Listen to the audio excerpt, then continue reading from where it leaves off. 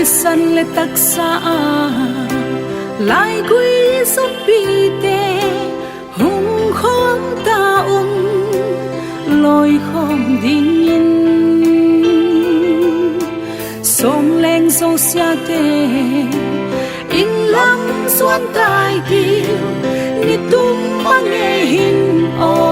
lôi khom tai ti bang khom chia le hin mo sem khom chia le hin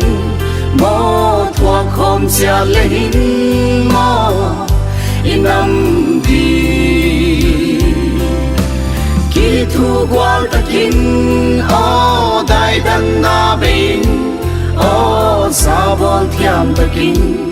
o inam soi sang cha le nam pi ting la bel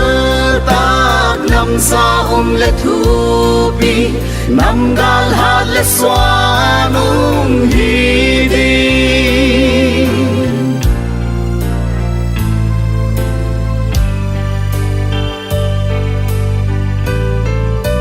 chun nu thin lai na in nau bang ka pe avon choi liang te vai thang mu in ong khom ta inam ni chunu luan thi nul ba nga nao bang na nui na bang khom chia le hin mo sem khom chia le hin mo thua khom chia le hin mo inam đi ki thu gwal takin o dai dan na bein o sa bon thiam takin o inam choi san cha le nam pi ting la bel tak nam sa le thu pi nam gal hat le swanum hi di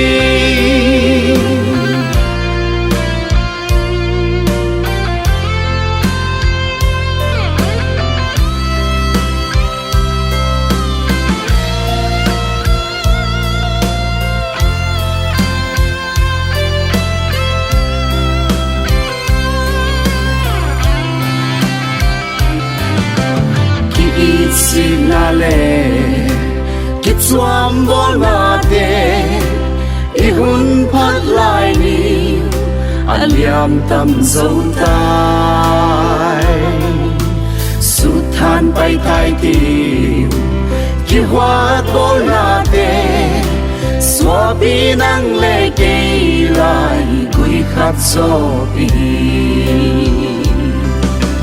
bang khom chia le hin mo sem khom chia le hin mo thua khom chia le hin mo inam đi ki thu gwal takin o dai dan na bein